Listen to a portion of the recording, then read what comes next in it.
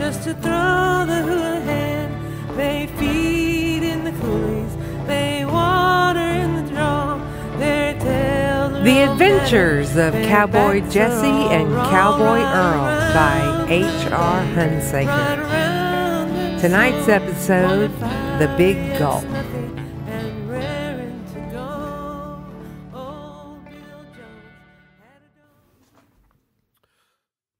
Summer was eating up the ranch, and Earl found himself with a great thirst.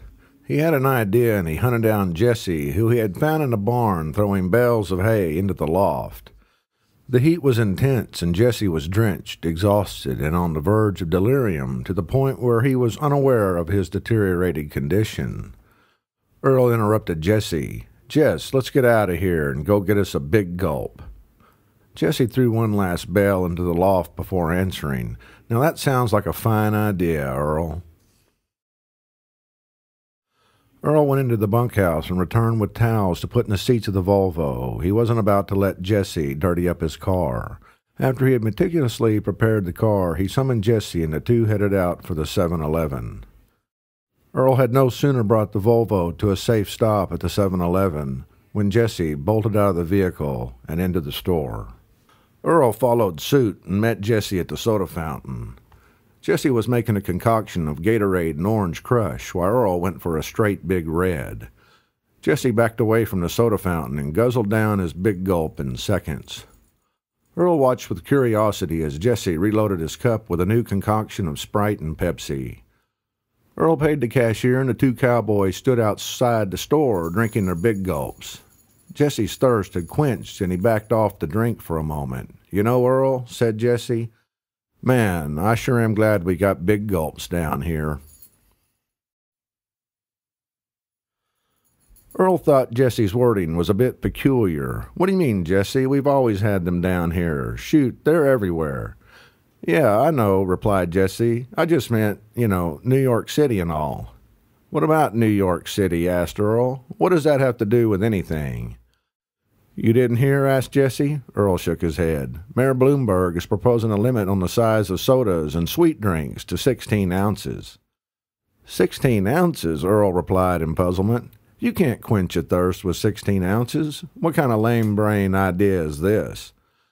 Jessie hated to see Earl so perturbed, but he did enjoy being an authority on a matter that Earl had no idea about.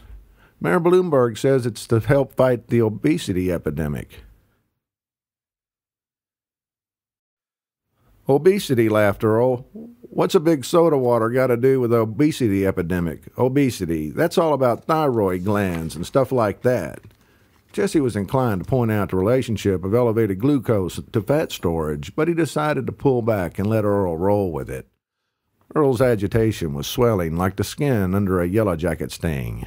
"I'll tell you what, Jessie, Bloomberg's just a puppet. I know who's behind all of this." Before Jessie could ask who, Earl blurted out, "It's Lance Armstrong." "Lance Armstrong?" questioned Jessie. "Yeah, Lance Armstrong," continued Earl.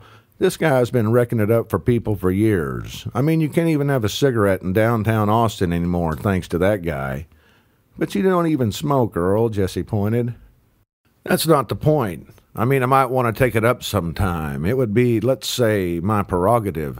Just look at the guy. He loathes a man, any man with a little abdominal fat.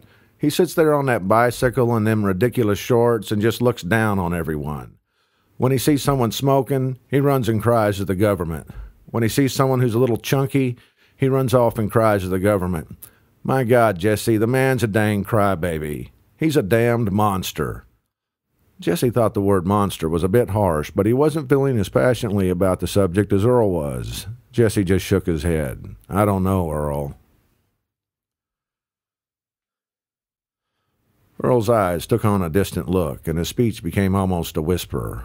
"That's the problem, Jessie. Don't no one know what he wants next, but whatever it is, he'll find a way to get what he wants. He gets his way every time."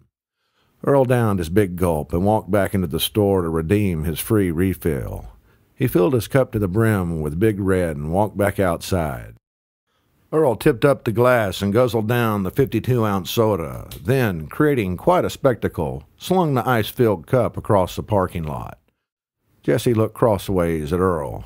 Earl scowled at Jessie. What, you don't think Mr. Armstrong would approve of that? I don't think you would approve of that, Earl, replied Jessie. Don't none of it matter no more, Jessie, said Earl as he shook his head. Don't none of it matter no more. The two cowboys got into the SUV, and Earl drove them back to the ranch. Earl worked under the hot sun for the remainder of the afternoon. At dusk, he saddled up Tago and grabbed his bedroll out of the bunkhouse. Jessie could feel Earl's torment, and he tried to rationalize with him before he rode off. Earl, that's all the way in New York City. I mean, it's got nothing to do with us down here. Earl pointed off towards the northeast. Jessie, it's got to start somewhere before it gets here. Just might take a little longer this time.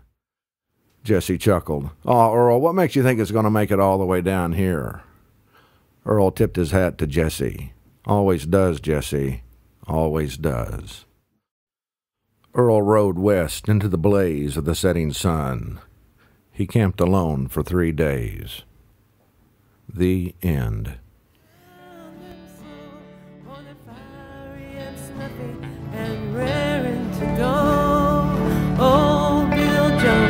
Had a daughter and a son. One went to Denver and the other went wrong.